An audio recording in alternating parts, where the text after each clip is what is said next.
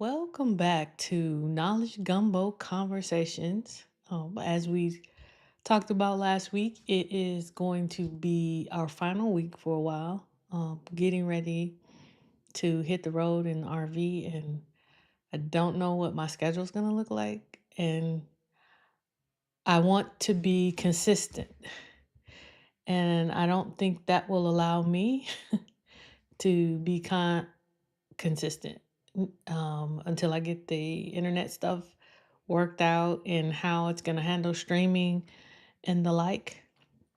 But when I get an opportunity, I will pop in, hopefully, and do a live. But as of right now, the consistent Wednesday night lives will be put on hiatus after today. So, as we like to start every week with a reminder for both you and me, you are loved, you are smart, you are kind, you are important, important. You are needed. You are necessary. There are holes in this world and in people's lives that only you can feel. And on this last Wednesday in February, where the theme for the month of February has been faith and spiritual leadership, uh,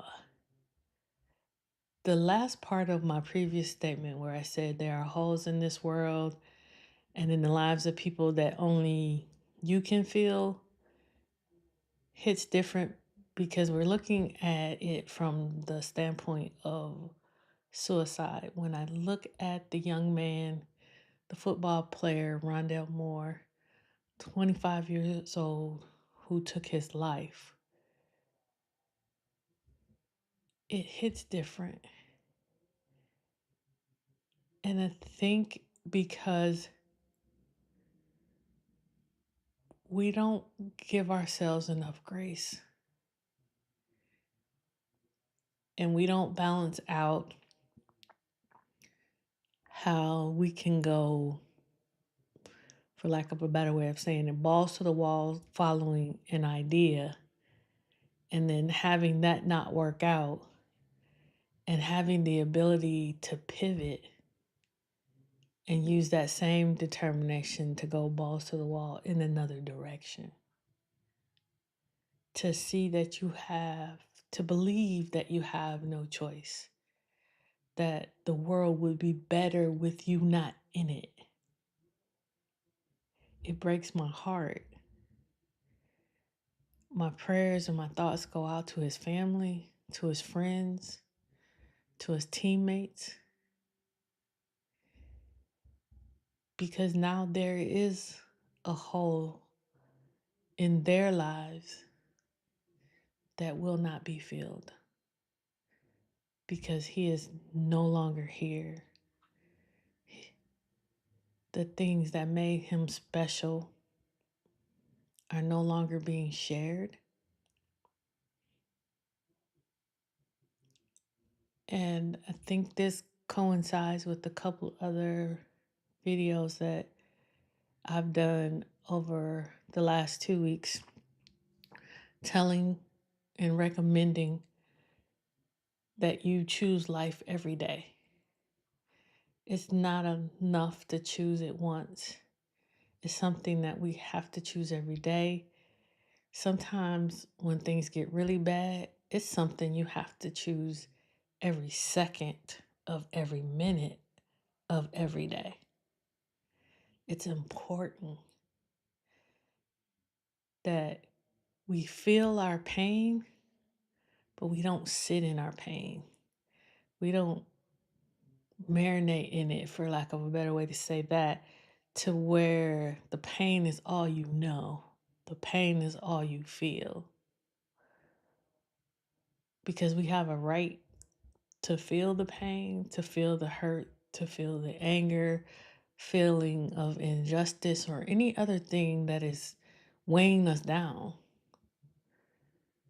But we really don't have a right to stay there. We have an obligation to ourselves to our families. And if you're a person of faith, you have an obligation to God because He put you here for a purpose, for a reason. And it's not just one purpose, it's not just one reason. We have seasons in our lives where we do different things, where we're called to do different things, where we're impacting people in different ways. It's not one thing for all your life. And if that one thing goes away, then your life should go away. It's not. Everything happens in seasons. And I'm thinking about this young man and the people who love him, and it's it's devastating. But it's also an opportunity to remind those of us who are still here that there's more work to do. There are more people to love, there are more people to care for. And the other thing is, when we say yes to life, when we make that choice every day, every second, every minute of every day, especially in the really bad times, we also have to say yes to help. We were not designed to do this life thing alone. And we can't assume that other people are going to think we're weak, that we're better than this. It's not about that. Sometimes you just need people to sit and listen to you because as you talk, you start to find your way out. Sometimes you just need someone to listen, to not offer you advice, to not offer you any platitudes like be strong, you know, even the even the one of, God's going to make something great out of this. It may or may not be the case. But at that point in time, they're not in a head space or a heart space to hear that. That's a reflection. That's a part of the testimony when they get on the other side. It's not something to throw out right when they're in the midst of what they're going through.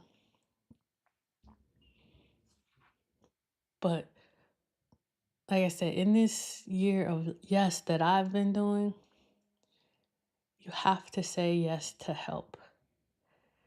And you can go one further and you have to say what kind of help that you need. Because, those of us, we have those friends that wear that Superman cape and they want to come in and fix everything and tell you how to do it. That Wonder Woman rope of truth that put it around you and try to squeeze everything out of you all at once. Let people know you need help and kind of guide them in a way of what kind of help you need.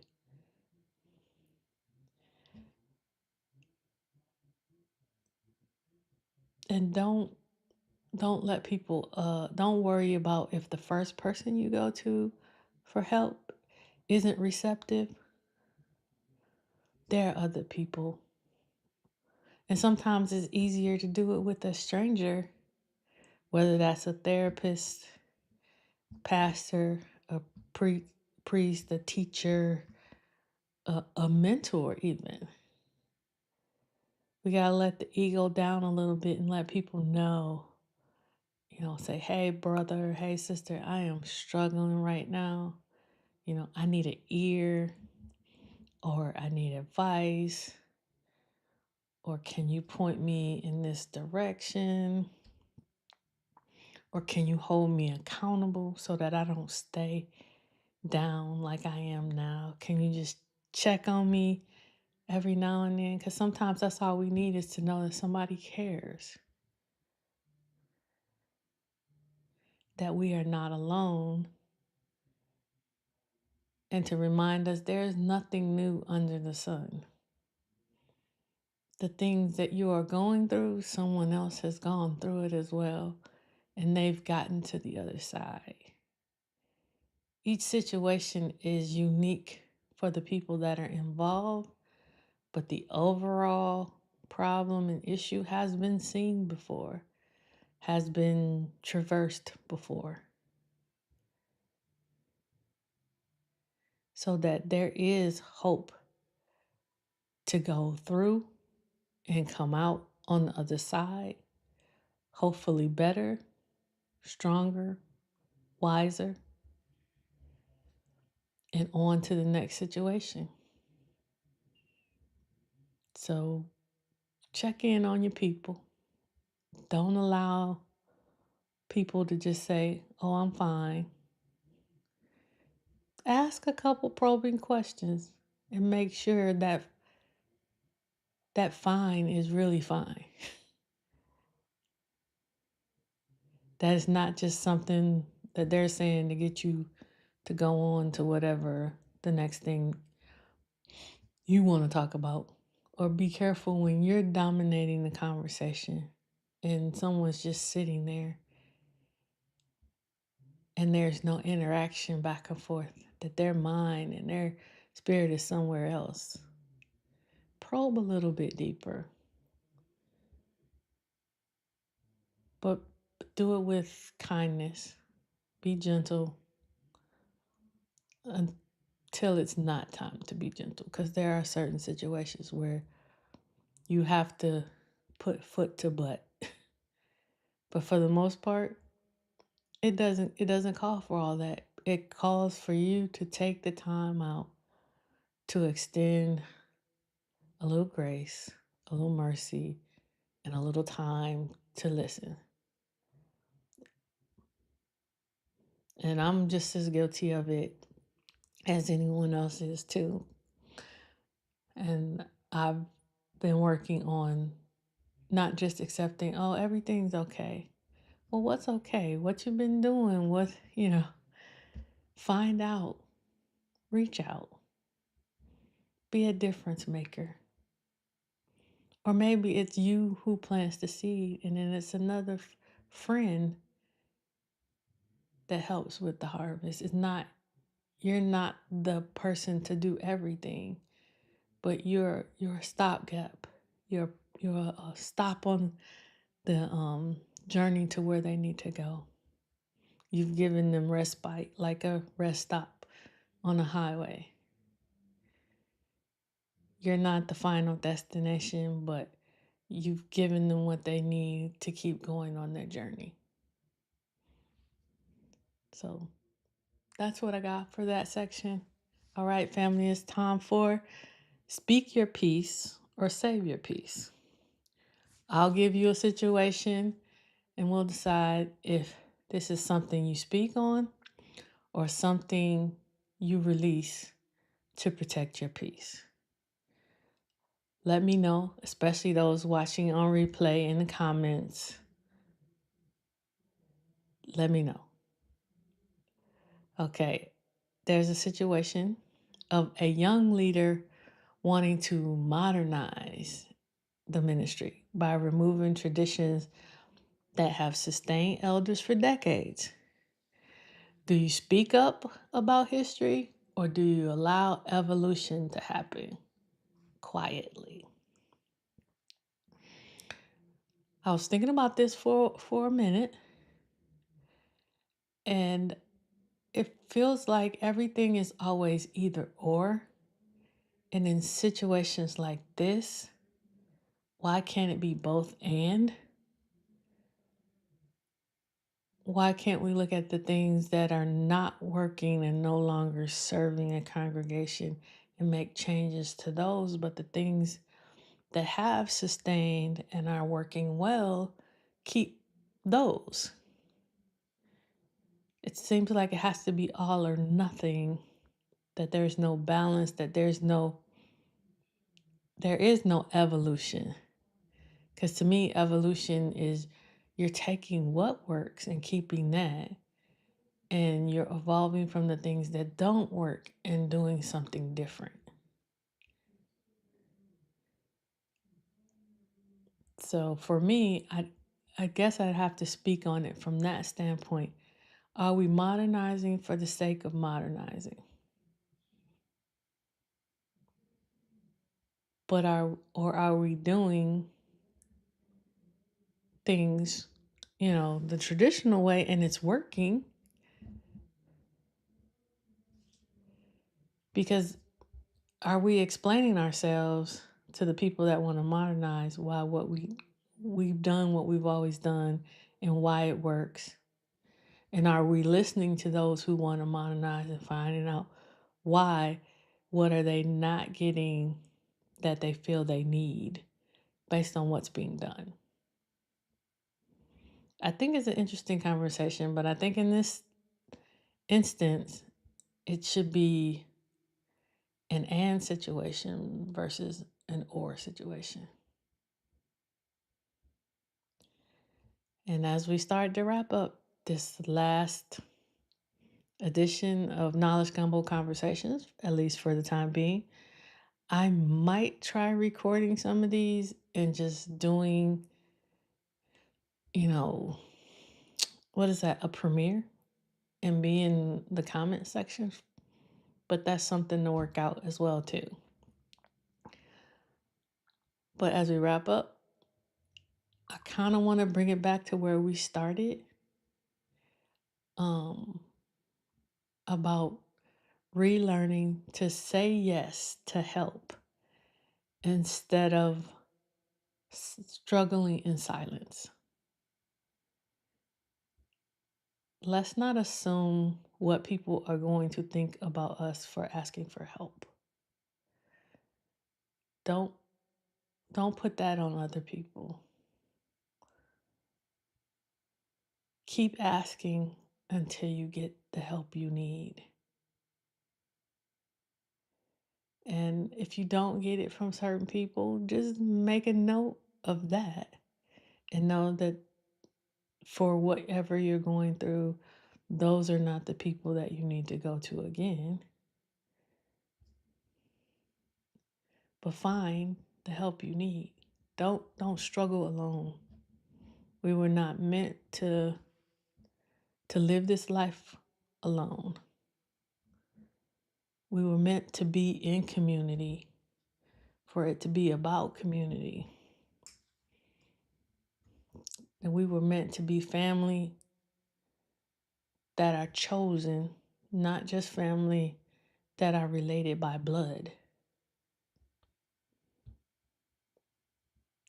So that's it for this final edition for right now of Knowledge Gumbo Conversations Live.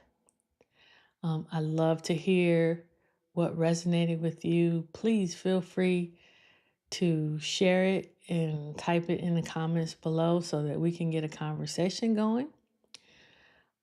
If you haven't already, feel free to join the Knowledge Gumbo newsletter. It's a community where we come together and talk about culture and talk about the successful Black women and share wisdom with one another.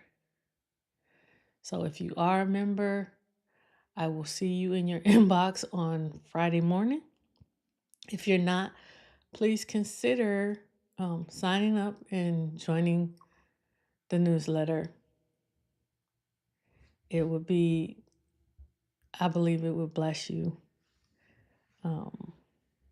Let me see here.